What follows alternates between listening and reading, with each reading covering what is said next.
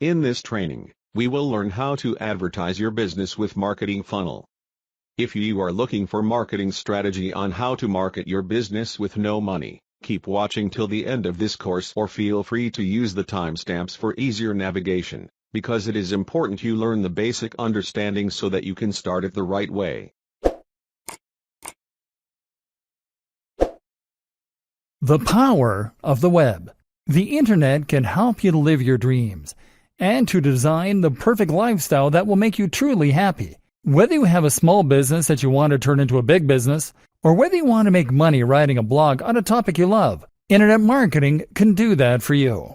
As an internet marketer, you can make a truly passive income. That means earning a living by writing an amazing website once or creating a product once and then letting the income roll in forevermore. You can even do this as an affiliate marketer by selling someone else's product. As an internet marketer, you can earn a little money on the side, writing articles for other people. The only problem, most people have no idea where to begin with this. When I tell a lot of people that I make money online, the response is often to look at me perplexed. What do you sell? Well, nothing.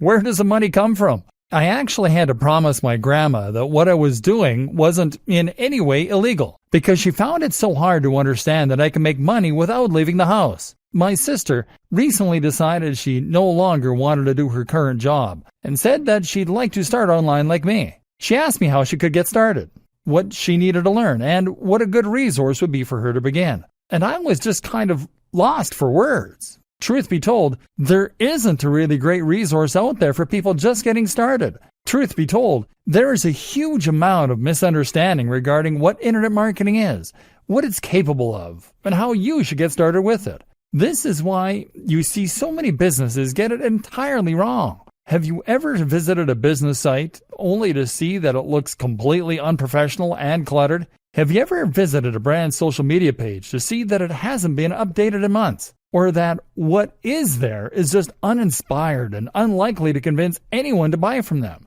A lot of small businesses will recognize the power of the web to bring them money and customers, but they won't have any clue how to begin.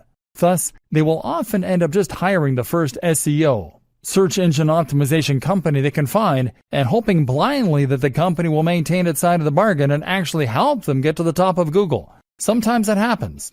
Other times the company uses outdated, spammy techniques and the business goes bust. Either that, or the company does nothing much and the small business just wastes a lot of money. But how is a company to know whether their SEO agency is doing a good job when they don't really understand how SEO works? This training then is AdResource.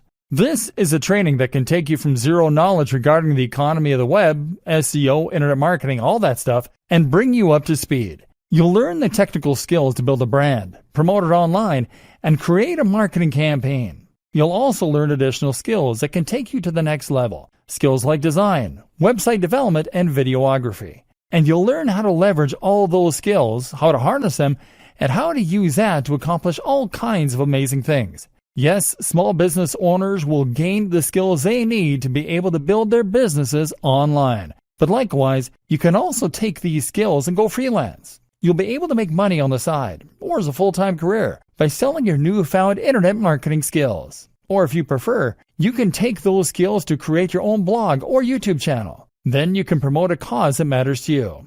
You can become internet famous as a comedian or musician, or you can make a living writing about something that fascinates you. Either way, you'll learn the raw skills, and you'll be able to devise a marketing strategy that takes all of them into account with perfect synergy. The web can do incredible things for you. You just need to know how to work it. So let's figure that out together, shall we? The economy of the web. So, assuming you're a complete greenhorn at this point, you might be wondering how precisely money gets generated online. Where does it all come from? Why is it profitable to run a website that is free for anyone to read? The answer is advertising. If you create a website and place adverts on it, then you will get paid by the advertisers, depending on how many people see your website on a given day. The simplest way to explain this to someone unfamiliar with internet marketing is to say that it is the precise same business model as the one used by free magazines handed out at your local subway stop. These magazines don't cost anything to read, but because so many eyes are on them, the publishers can charge advertisers large amounts to show their ads. You can do precisely the same thing by having a website with a large amount of traffic. There are several different ways in which advertising can make you money as a web publisher. PPC. This is pay-per-click, and popular examples include the likes of Google AdSense. You can also get CPM, which means cost per impression. PPC pays out when someone clicks on one of your ads, and CPM pays out each time an advert loads on your site. You sign up to the ad network, get given some code, place it on your site, and start earning. Banner ads. Banner ads are much more straightforward. These are agreed with the advertiser on a per-month basis, and you'll simply get paid a fee by that advertiser each month that the ads are displayed. Affiliate marketing. Affiliate marketing is a big aspect of internet marketing, and it's actually one of the principal ways that money gets made online. Here, you get paid commission if someone buys a product that you recommend. So let's say you're a big blogger who writes about fitness. You might then recommend a certain protein shake, and each time someone buys that shake using the link you're provided with, which is how they know you sent them, you will earn 30% of that sale. The more persuasive you are, the more visitors you have on your site, the more you can earn. There are various other variations on this theme. In white label dropshipping, for instance, you sell a product that you brand as your own, but each time a sale is made, a manufacturer will do the work and send out the item while taking a cut of the money. Sponsorship. These days, sponsorship is more and more of a big deal on the web. If you can build a website with thousands of viewers or a YouTube channel with 1 million subscribers, then that will make you a thought leader. Now, brands will want to associate themselves with your brand, and so they might pay for you to give them a shout-out or even just to wear their clothing. This is how your general blog will make money online. But of course, there are many different types of businesses that run and thrive online. That's because these days you can sell pretty much anything online. Often then, your business will simply sell a product or service. If you are a law firm, then you make money through your website every time someone calls up and secures your services. If you have an e-commerce shop selling CDs, then you make money each time someone buys a CD. And these days, more and more creators also sell digital products. So a digital product is simply a product that isn't physical. So this isn't a car or an ornament, but rather it is an ebook or an online course. The advantage here is that anyone can make a digital product. Often it is just a PDF. What we're really selling in this case is the knowledge.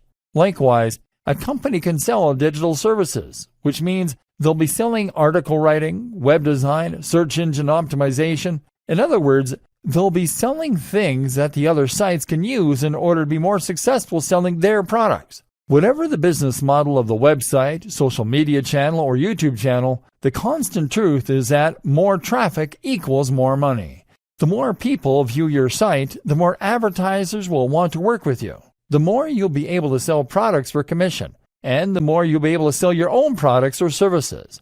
That said, there's one thing that is actually more important than traffic, and that is engagement.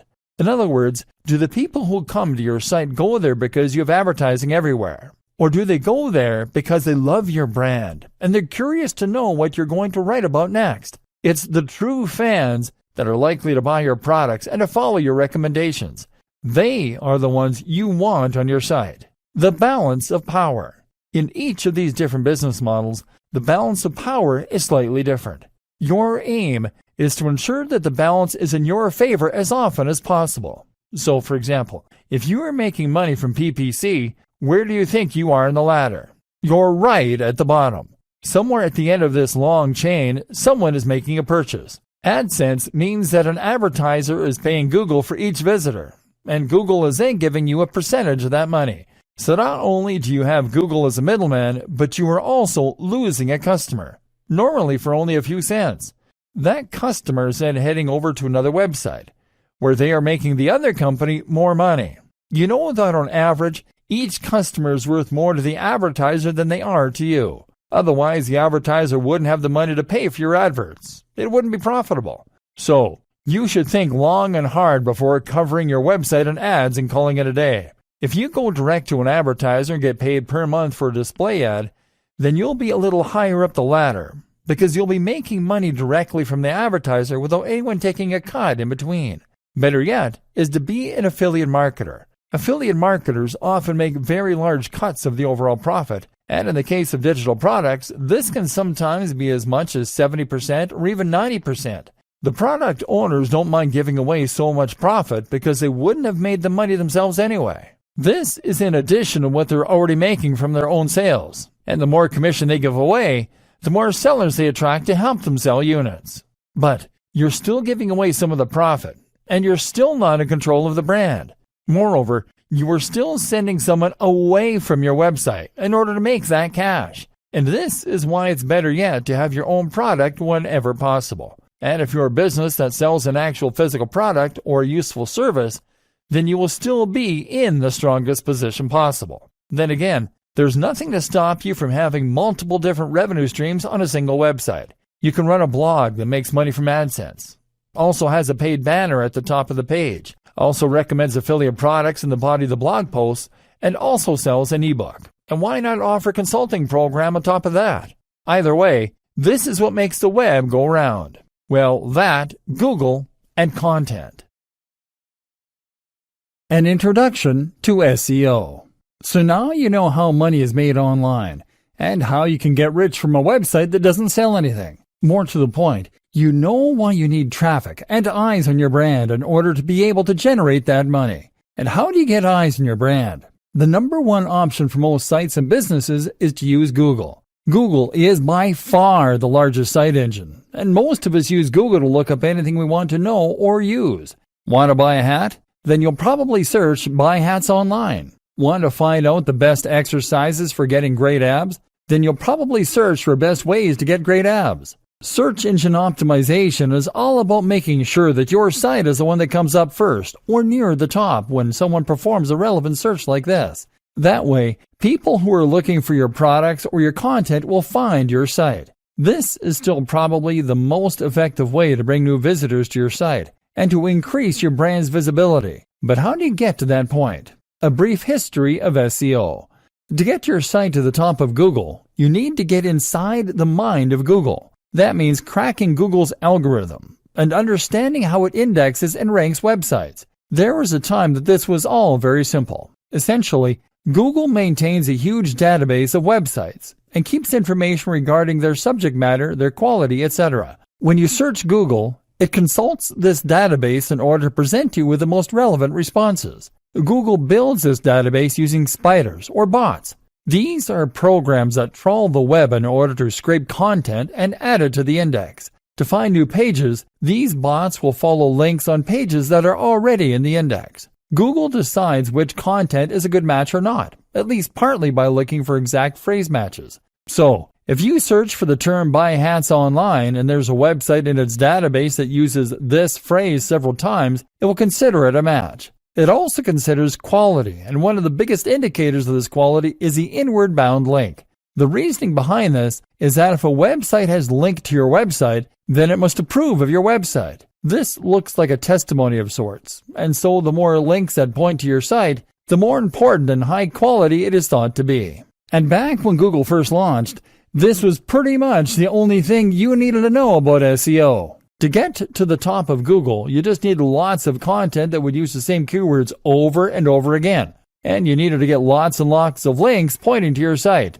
ideally from relevant sources. So, if you wanted to build a website about making money online, you would start by researching keywords. That would mean using Google's keyword tool in order to see which queries related to your topic were the most popular among users. In other words, which phrases get searched for the most. Let's say you then pick "make money online." From there, you then start adding new articles to your website, each containing the phrase "make money online" a few times per paragraph. And on top of that, you then write content to submit to other websites, perhaps some content farms like eZine articles back in the day. Content farms are sites that let anyone add new content to their pages. This means that you could write 100 articles a month on how to make money online and ensure that each one included a link back to your website, using the anchor text "make money online." And with time, these practices would be enough to ensure that you got to the top of Google. But that was then. SEO is much more complex, and in many ways, it has evolved to the point of being something completely different. So, let's examine what it involves now, shall we? A penguin, a panda, a pigeon, and a pirate walk into a bar. Google was once simple, and the web was like the Wild West. Whoever drew fastest would ultimately emerge victorious. But there was an obvious problem with this, because it meant that anyone could get to the top of Google without there being any real necessity to create a high-quality website. You could write the lowest quality content in misspelled, broken English, and you could cover it in spammy ads. But as long as you had lots of keywords and lots of links, you'd still come out on top in the results. That meant that people who used Google would end up getting burned because they'd click on low-quality results. And if that carried on, Google would risk losing customers. If every time you searched Google, you found websites that were trying to steal your credit card information, you would probably eventually stop trusting Google. It got so bad that people even started using article spinners. These were tools designed to copy other people's content, replace all the words with synonyms, and then publish it. The result was an unreadable jumbled mess, but it was enough to crack the system. Remember, Google is just like any other website owner. Their customer is the advertiser, and therefore the visitor. They have no loyalty to the website owners, and they are under no obligation to ensure that you keep getting traffic. So, Google evolved. Google changed its algorithms to become more sensitive and smarter. Now, if Google detects attempts to game the system, it can penalize content that was designed to trick Google, and that wasn't offering any quality in return, and it could ensure that only the best quality got to the top. Google's algorithms rolled out, each with a different name, and each of which would shake up the market in a huge way. For example, all Google's updates and what they mean for a good SEO strategy. Panda. Panda was the first big algorithm update to launch, and this was designed to penalize all those sites that had plagiarized their content, that had used spam, or that had used keyword stuffing. Keyword stuffing is when you try to get Google to rank your site for a certain keyword and you go way overboard in inserting the keyword into your text to the point where it becomes unreadable. Welcome to this Buy Hats Online website. Looking to buy hats online? Buy hats online here. It sounds funny, but people were really doing this. All those sites that were guilty of so brazenly manipulating Google's algorithms were punished, sent right down to the bottom of the SERPs, search engine results pages. This actually destroyed some businesses, and many people were very angry at Google as a result. But in Google's defense, it had always told site owners to write for the user and not to write for Google. Penguin. Penguin targeted spammy techniques focused around links. All those sites that had created hundreds of thousands of links on low-quality sites were penalized. Fortunately, Google also presented a links disavow tool that site owners could use to disassociate themselves with low-quality links. Google emphasized the importance of quality links over quantities of links. In other words, if you get a link from the BBC, then it will be worth infinitely more than 1,000 links from e-zine articles, simply because anyone can get links from e-zine articles, and a link from the BBC is a genuinely impressive testimony. The best way to think of this now is as a game of degrees of separation. Certain sites have much more clout than others. A site with an edu domain or a gov will have a lot of authority and trust to begin with.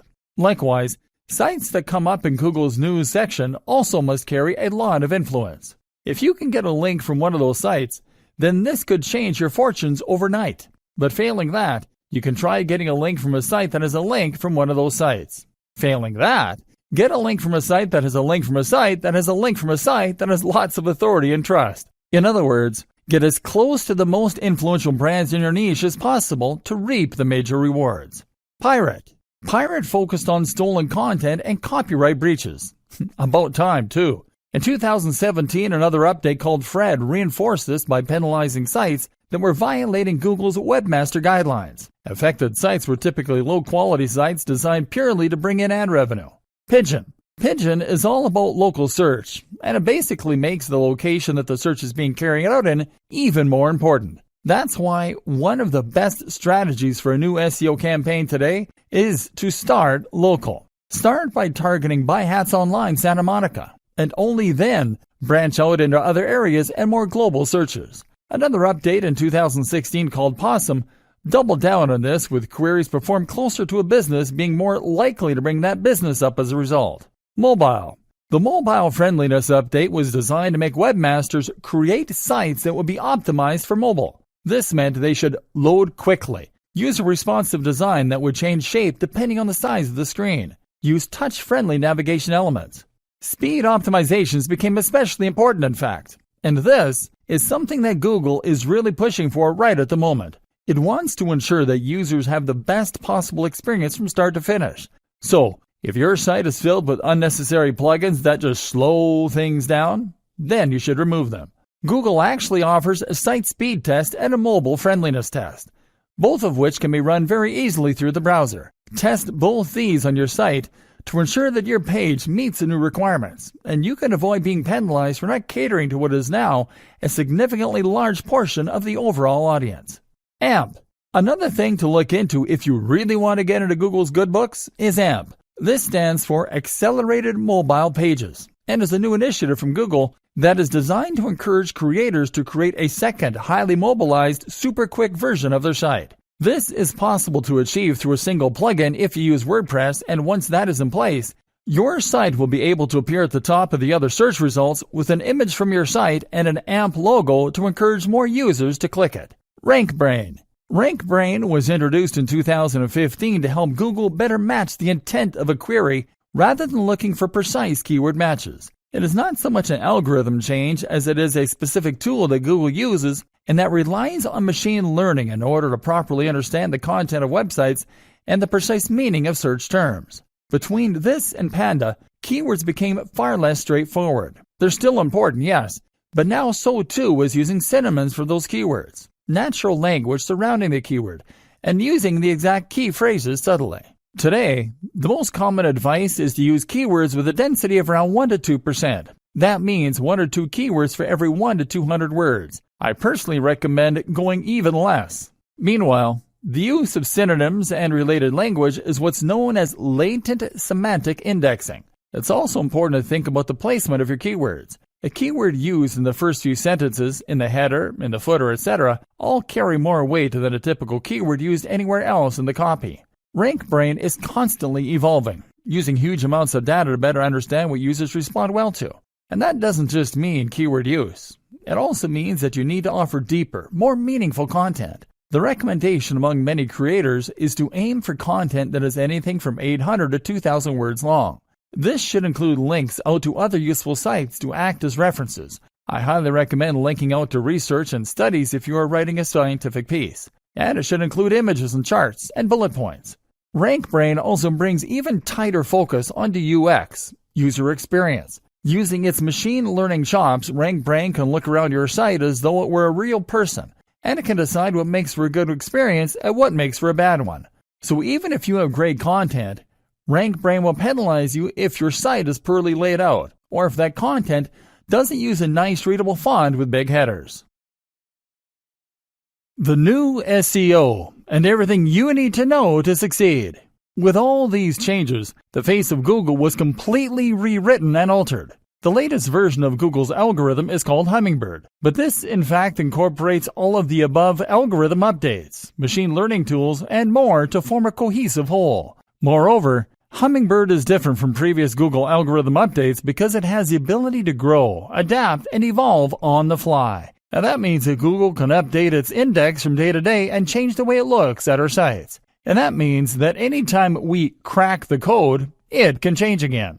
It means we can't settle into a rhythm thinking that we've figured out how to do SEO because it will change again. So instead, all we can do is to understand what it is that Google wants and to ensure that our goals are aligned with Google's. And what does Google want? As I said earlier in this training, it wants to serve the user. It wants people to find the content that they are looking for. It wants that content to be high quality. And it wants them to have a good experience with it. Because that way, they will have a good experience with Google. And that way, they'll be much more likely to come back for more in the future. So your aim, difficult though it might be, is to try and forget about Google on the whole. You should keep keywords in the back of your mind. Every now and then, try to target a topic that is being searched for but isn't highly competitive. Occasionally, give your headings catchy names. But do not write your content with the main aim of impressing Google. Aim to deliver the best possible experience for your audience. Associate with only the highest quality brands that have a similar ethos and message.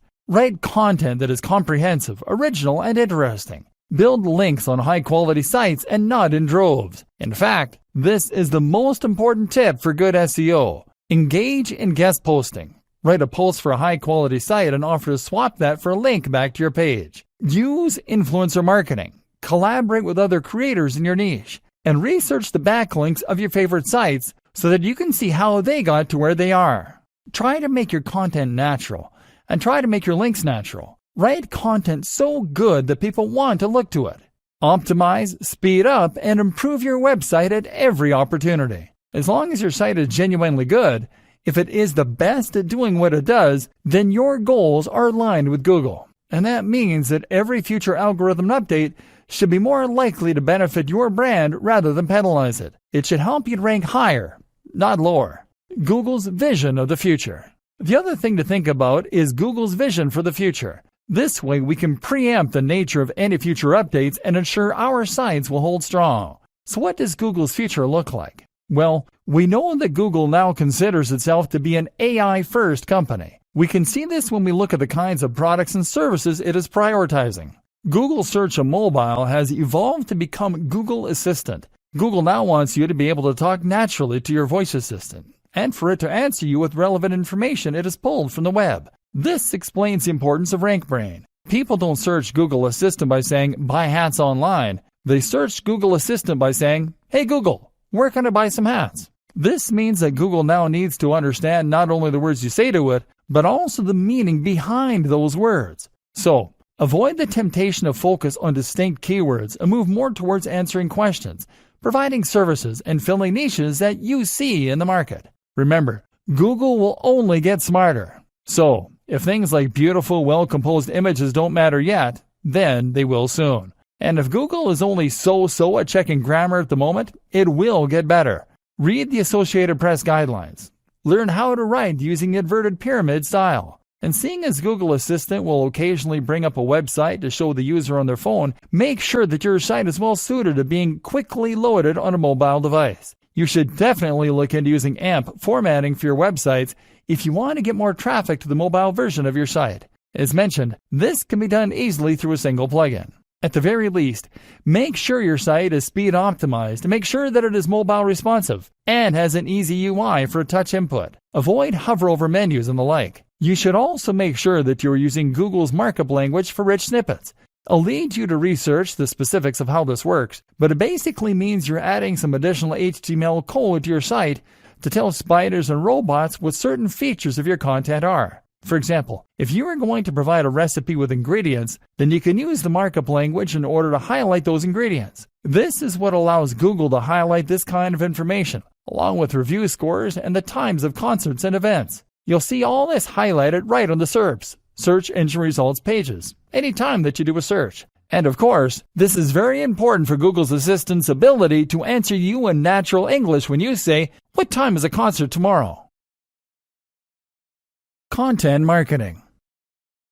SEO is only one tool you can use to promote yourself, however. The other is content marketing. And the two actually go hand in hand perfectly. So, content marketing means that you're adding content to your website to bring more traffic. But this time the aim is to bring repeat traffic from visitors. You are more interested in engagement and loyalty than short-term spikes in numbers. Think about the reasons that you go back to any website. The answer is because it provides consistently high-quality information for you on a regular basis. And therefore, you want to go back and see what will be the latest information. And if you trust and respect the author, then you will go there whenever you have a question on a particular topic. It's great when you find someone you trust or a site that you find entertaining. In other words, then, it is the content that is bringing you back to the site. And that means that it must be well written and unique. Content marketing works like so. You discover a post through social media or Google, read it, and leave. You discover another post another time in the same way. You notice the brand and you think,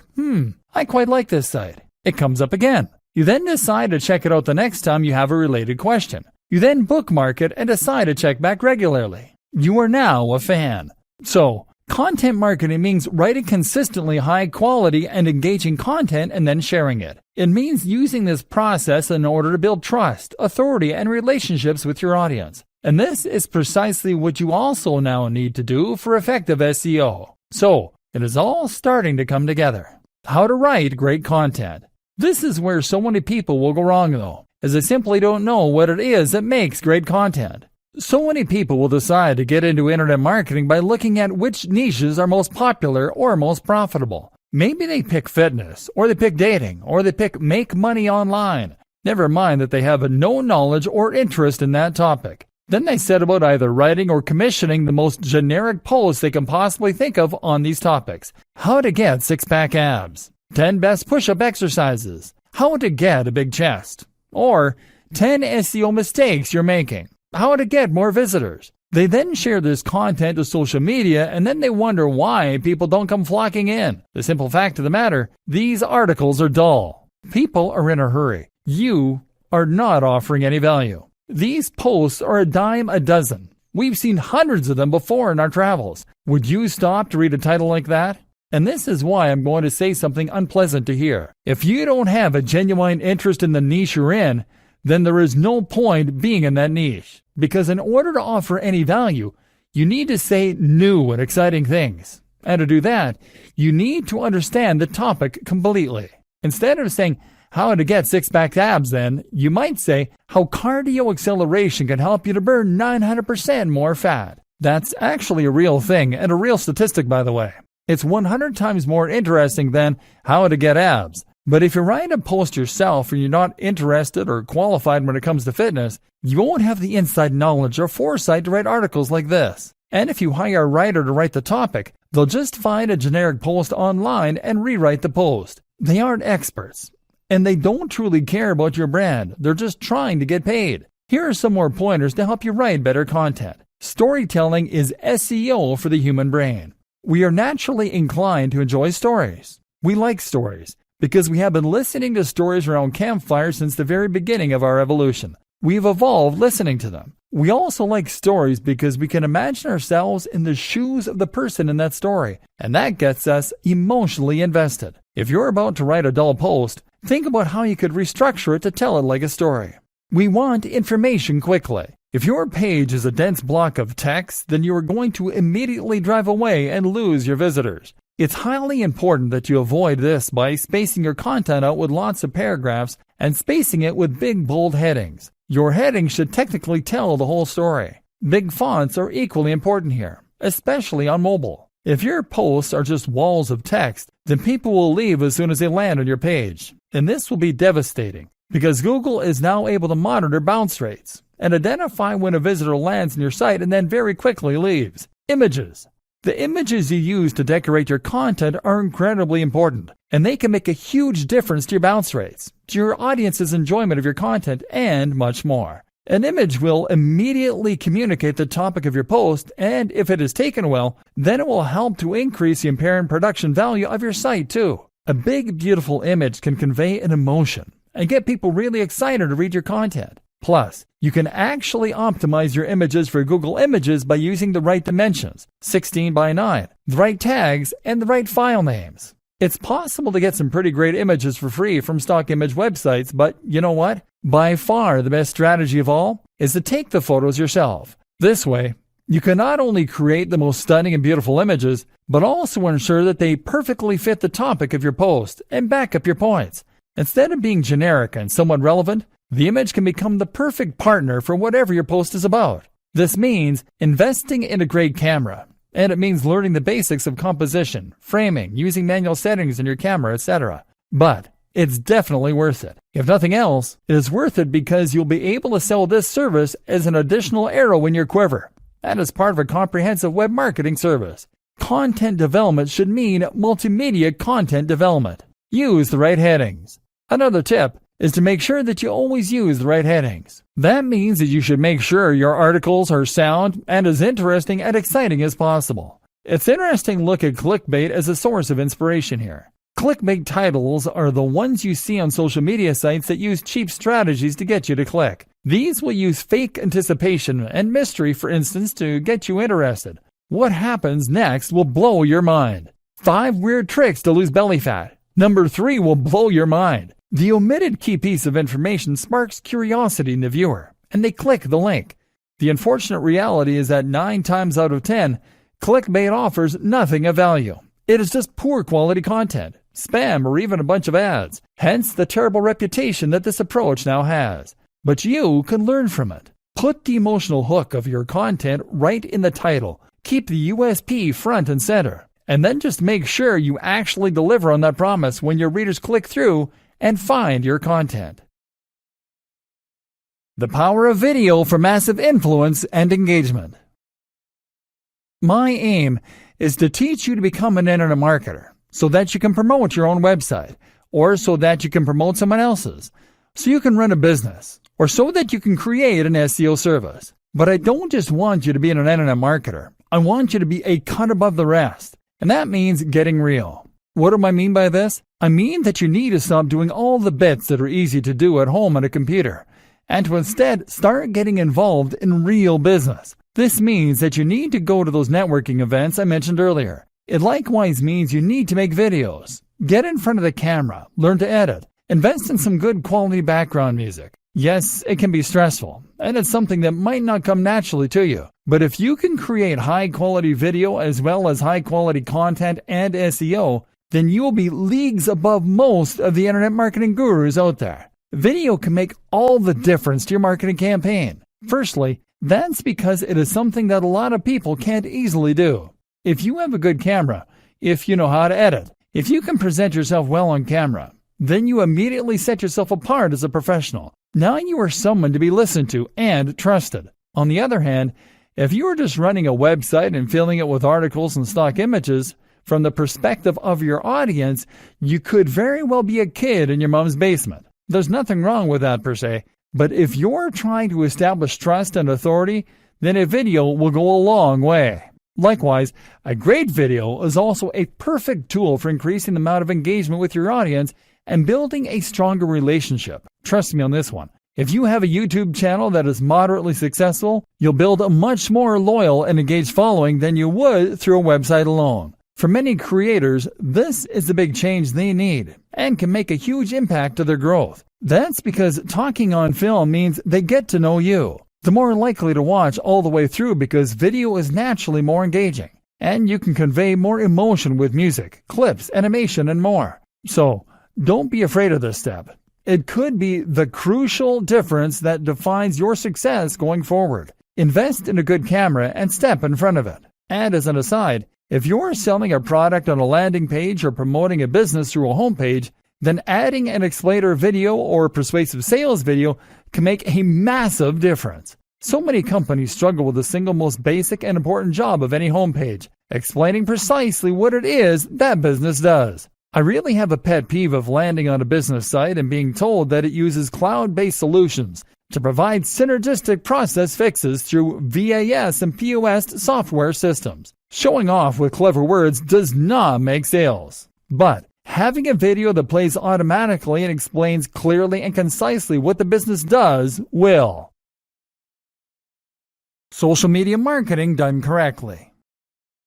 Social media marketing is one of the hardest aspects of internet marketing for a new business to understand, but it's also the one that makes the biggest difference in many cases once it finally clicks. The aim of social media marketing is not only to get your articles seen by lots of people, but also to create a community around your brand. It is to talk directly to your audience and to get them to trust and like you. You need to make them think of you as a friend or as a trusted company that they can get behind and rely on. Your aim is to use social media as it is designed to be used as a communication tool. The problem is that so many internet marketers and small businesses see it instead as nothing but a podium for their marketing. They post things like, "Try our new product today," and "Find out why we're the best in the business," and wonder why engagement is low. Would you bother to follow a Twitter account if that was all it ever posted?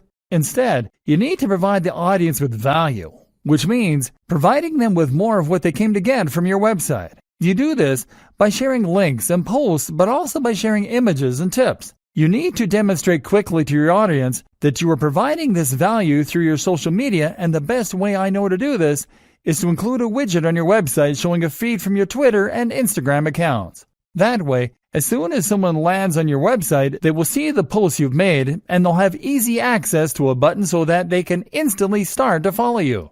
Selling the dream. Sharing tips, advice, and entertainment in these ways will often work. That is a very good way to bring more people to your site. But what can also work very well is to sell the dream. Because one of the most important things to recognize about marketing and about sales is that people don't buy based on logic. People buy based on emotion.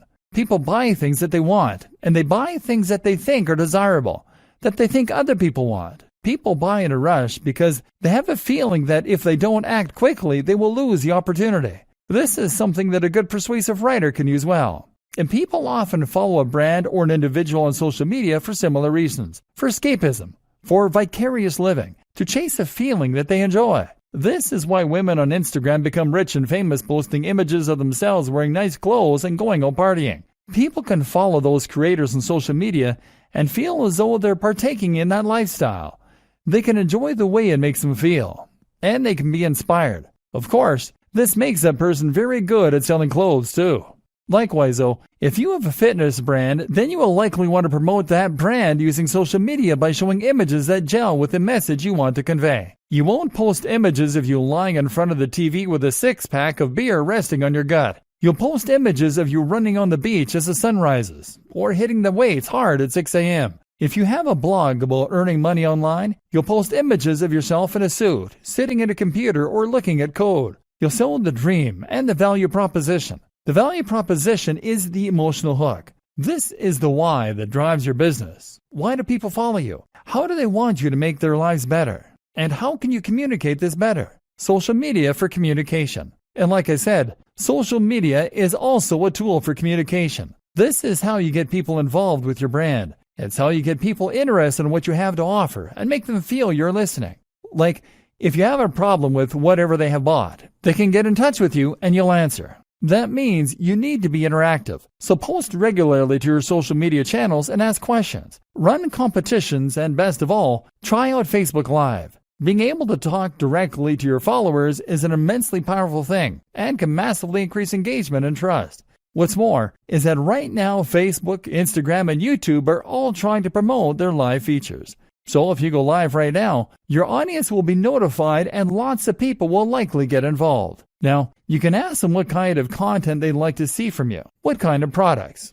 You can ask questions. You can share your genuine gratitude for their support. Another immensely powerful strategy is to find other online communities to take part in. Good examples include forums, of course, but also subreddits and more. These are very powerful places to find new people to market your content to. But if you jump into one of them and post a link to your site, chances are the link will be removed and you may be banned. Best case scenario, you'll receive a lot of negative flack. But on the other hand, if you spend time in that community and answer questions, chat to people, build trust and get to know everyone, then if you mention you have a website, this is an entirely different story. Now you have a legion of people that trust you, some of whom might even consider you friends, and they will be there to support your brand every step of the way and to help you promote it on social media and elsewhere. Note, these social communities are also examples of routes to markets. These are places on the web where the people who make up your target audience congregate. Any platform you can find that lets you communicate directly with the correct audience is a route to market. Other examples include things like industry magazines or clubs. Look for routes to market, as these always offer great marketing opportunities. Finally, make sure that you are always answering any direct messages, comments on YouTube, comments in your posts on Facebook, etc. All this builds more trust, more loyalty, and more interest for your brand.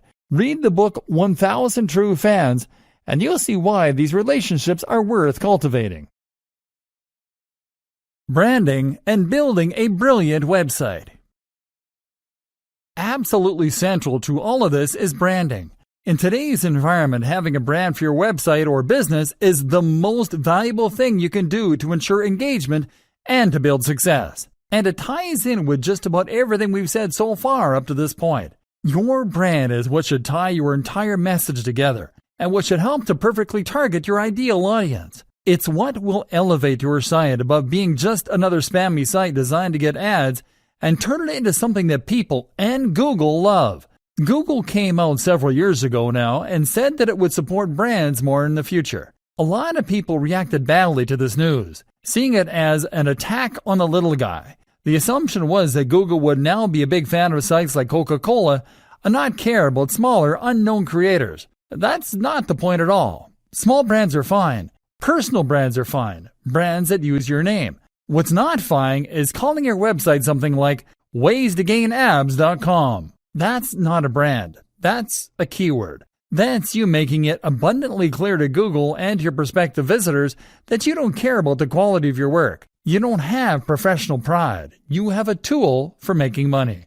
A brand goes in hand with professional pride because it shows that you are keen to create something that people will remember and that you want to be associated with the work you do. If you build a brand, then you have a message and you have accountability. Think about it. All of the top websites that you visit currently have a strong brand. They likely have a great logo, their own style, a strong design language throughout their website. They know what they are, and they know who they're for. And this comes across in the quality of their layout, in the cohesion across their social media, all with the same username, the same logo, and the same ethos, and in the little touches like their video's background music and their bottom thirds. This is what makes something memorable and professional, and this is what you need to do as well. How do you create a brand? Creating a brand doesn't mean creating a logo. A logo is just one aspect of a brand, and it's not what comes first. What comes first is a mission statement. A mission statement is a phrase belonging to a business that says what it's all about. This should explain what, how, and why. What do you make, sell, or do? How do you do it differently? Why do you do it? I highly recommend watching Simon Sinek's excellent TED Talk on the Golden Circle at this point. It's called How Great Leaders Inspire Action. Most companies will think about the what. We make hats. We design websites. We provide legal advice. Many will think about the how. We use the best materials. We outsource to China. We resell, but with a value add. But the why is what matters most. This is the motivation that spurred you on to get involved in the business in the first place. It is what makes you get out of bed in the morning. And it's once again why you cannot have a successful website or business in a niche or industry that you don't truly care about. So, if you have a restaurant, maybe your why is because you want to introduce the world to healthier, cleaner, and more responsibly sourced food.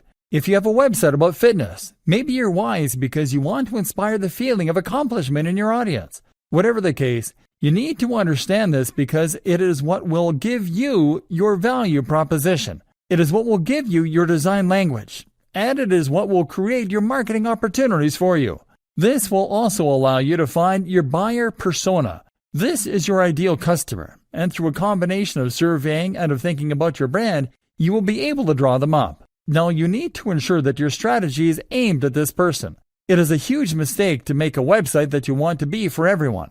If you do that, then it won't be particularly interesting or inspiring to anyone. The key to remember is to make people into real fans. Remember, content marketing and new SEO are about the quality of your followers, not the quantity. You want engagement. Ask yourself, is yours the kind of brand that someone can be a fan of? People just don't know about Apple. They are fans of Apple. People are fans of Tim Ferriss. They like what these brands stand for. They feel they know them. They want to associate with them. To get to that point where your site is inspiring to people, you need to stand for something other than getting clicks on your AdSense, web, and logo design. With all that decided, you can now go about designing your logo and your website. The logo should be simple, it should be minimal, and it should be versatile. This logo will be used across all your social media, on your website, etc. You need to avoid being cliche while at the same time making it clear what your site is about and who it is for. In an ideal world, the combination of your logo and company name should be enough on their own in order to let the right people know that your brand is for them. If you're struggling for ideas, try making a mood board. This is a collage made up of images, logos, site designs, and more that you like the looks of. Looking at these can help a lot to give you a kind of direction for your brand. If you put them all together on the page, you can then start to get ideas for unique ways of combining them, and that will give you ideas for your own design. Actually, build the logo using Adobe Illustrator. This creates vector files, which are files that can be resized to any degree without losing any of their quality, and which can be edited as well. JPEGs, PNGs, and GIFs are not portable or flexible enough for your uses. So that is another thing I want you to learn. I want you to learn to use Illustrator and to make good designs. Like videography and photography, this is a skill that will elevate you above spammer and into content developer. That's when you start to become highly in demand. WordPress. Finally, the website itself should be built using WordPress. This is a free tool used by over a quarter of the websites on the net, including many of the biggest brands. It is highly customizable, There's massive community support, and it is completely free. You can install new plugins with a single click to add more functionality, and you can install new themes in just the same way too. And by doing all these things, you'll be able to make sure your site meets all of the requirements we've learned about over the course of this training. That means being able to implement AMP, Accelerated Mobile Pages, with a single plugin for instance, being able to install a theme, and know your site will have a responsive, mobile-friendly layout, or being able to apply ad semantic markups. Using WordPress means using a tried and tested tool that has helped countless others to become highly successful. There's no good reason to introduce more elements of confusion into the mix, or to make life harder for yourself by using a tool with less support that requires you to implement these features yourself. Your strategy. We've covered an awful lot here, but we still haven't covered everything. Not by a long shot. We haven't even touched on email marketing, for instance. Nor have we discussed how to go about conquering YouTube. We haven't really dived into good grammar, etc. for your blog posts. But this is about the bigger picture. This is about strategy. I hope you've learned enough to now understand how internet marketing works and what you need to do. It's about having a solid brand, one that people can get behind and feel excited for. It's about having a great logo, a modern web design and content that is unique and exciting. If you can do all of that, then you can create a brand that will inspire and create true fans and that Google will like too. It's about expanding your own skills to create wonderful multimedia content and branding. It's about being able to make videos, to understand the psychology of persuasive writing, to sell the dream through your social media. Develop your skills. Don't be afraid to step in front of the camera or to network in person to find those opportunities for collaboration. Be a real professional who is proud of your work. And the rest is just implementing a regular steady stream of high-quality content with subtle use of keywords and LSI. It is a matter of getting guest posts on the highest quality websites. It's a matter of sharing your content on social media. That is how you create a cohesive internet marketing strategy.